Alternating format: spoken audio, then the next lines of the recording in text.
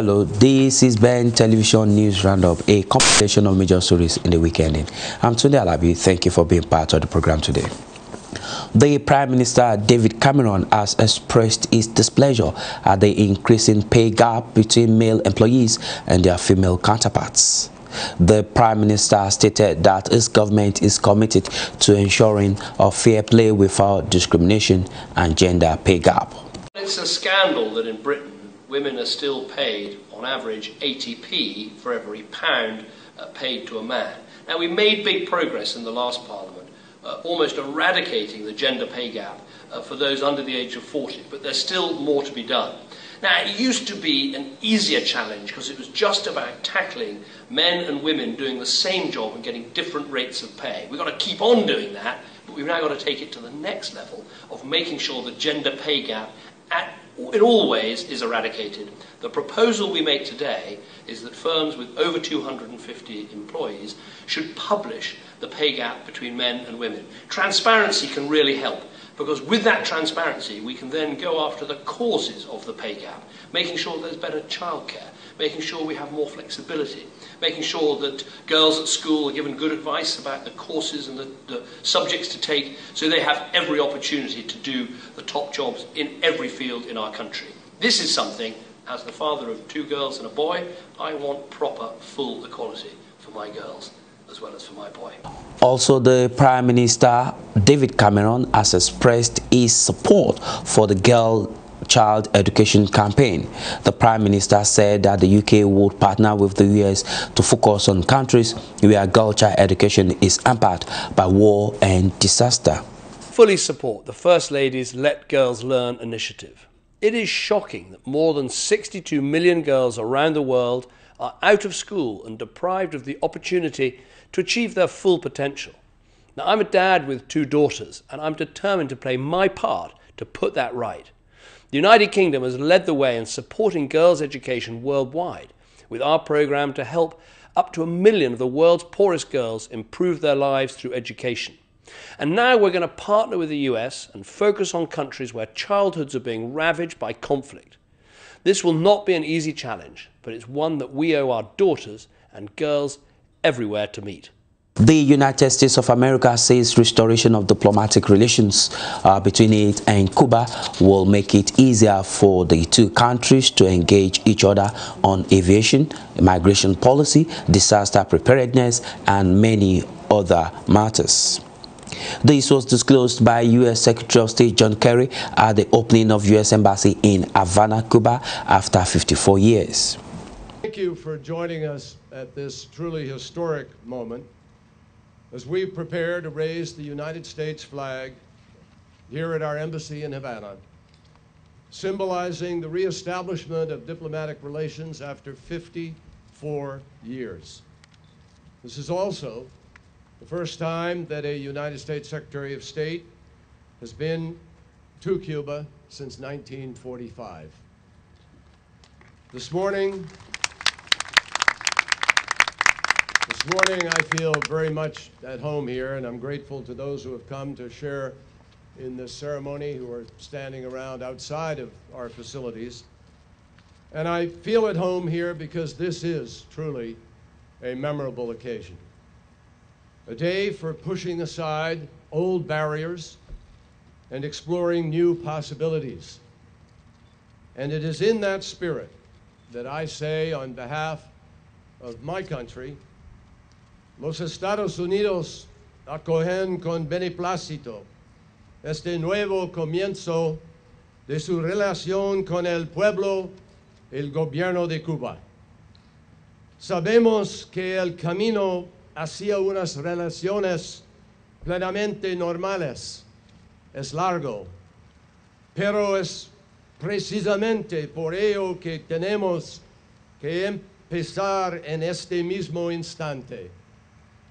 No hay nada que temer, ya que serán muchos los beneficios de los que gozaremos cuando permitamos a nuestros ciudadanos conocerse mejor, visitarse con más frecuencia, realizar negocios de forma habitual intercambiar ideas y aprender los unos de los otros.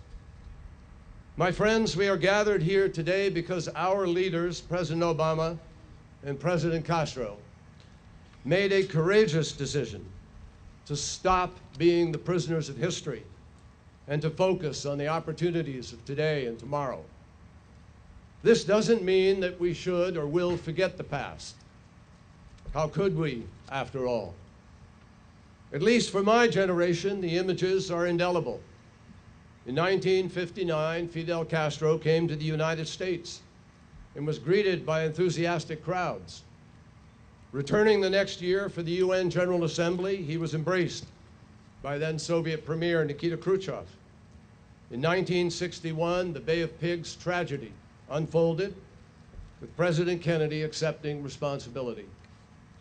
And in October 1962, the missile crisis arose, 13 days that pushed us to the very threshold of nuclear war.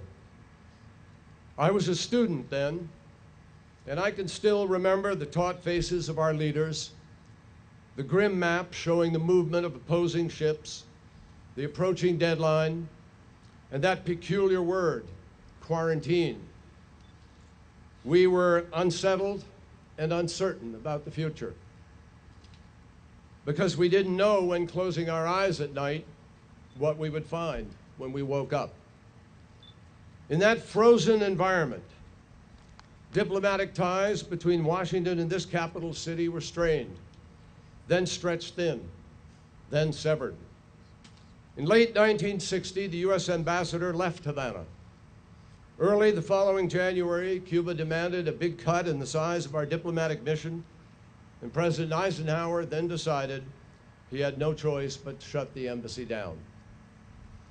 Most of the U.S. staff departed quickly, but a few stayed behind to hand the keys over to our Swiss colleagues, who would serve diligently and honorably as our protecting power for more than 50 years. I just met with the Foreign Minister, DJ Burkhalter, and we're grateful to Switzerland always for their service and their help.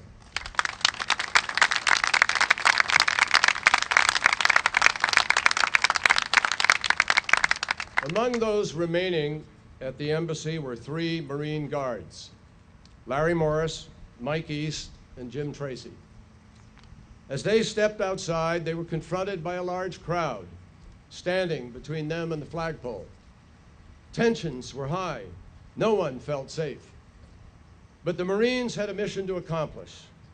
And slowly the crowd just parted in front of them as they made their way to the flagpole, lowered Old Glory, folded it, and returned to the building.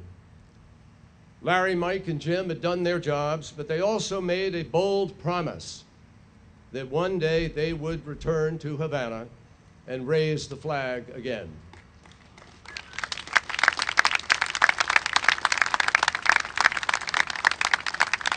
At the time, no one could have imagined how distant that day would be.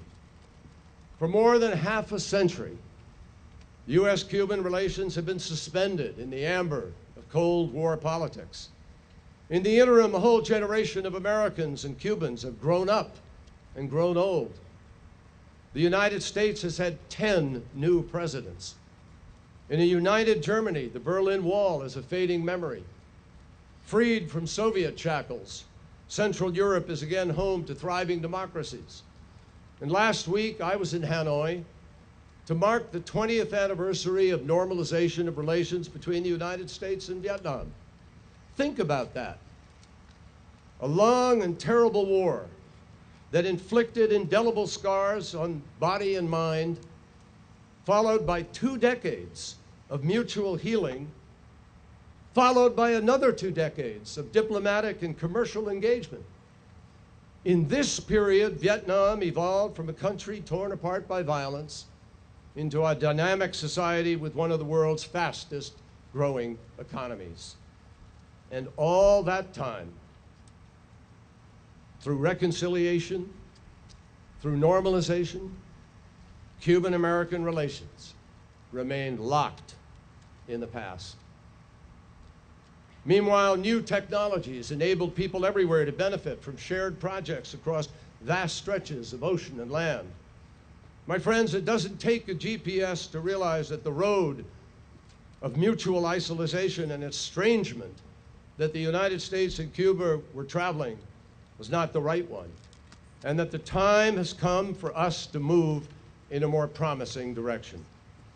In the United States, that means recognizing that U.S. policy is not the anvil on which Cuba's future will be forged. Decades of good intentions aside, the policies of the past have not led to a democratic transition in Cuba.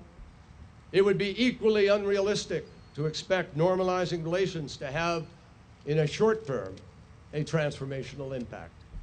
After all, Cuba's future is for Cubans to shape. Responsibility for the nature and quality of governance and accountability rests, as it should, not with any outside entity, but solely within the citizens of this country. But the leaders in Havana and the Cuban people should also know that the United States will always remain a champion of democratic principles and reforms. Like many other governments in and outside this hemisphere, we will continue to urge the Cuban government to fulfill its obligations under the UN and Inter-American Human Rights Covenants, obligations shared by the United States and every other country in the Americas. And indeed, we remain convinced the people of Cuba would be best served by a genuine democracy, where people are free to choose their leaders, express their ideas, practice their faith, where the commitment to economic and social justice is realized more fully, where institutions are answerable to those they serve, and where civil society is independent and allowed to flourish. Let me be clear. The establishment of normal diplomatic relations is not something that one government does as a favor to another. It is something that two countries do together when the citizens of both will benefit. And in this case, the reopening of our embassies is important on two levels: people to people and government to government. First, we believe it's helpful for the people of our nations to learn more about each other, to meet each other. That is why we are encouraged that travel from the United States to Cuba has already increased by 35% since January and is continuing to go up. We are encouraged that more and more U.S. companies are exploring commercial ventures here that would create opportunities for Cuba's own rising number of entrepreneurs.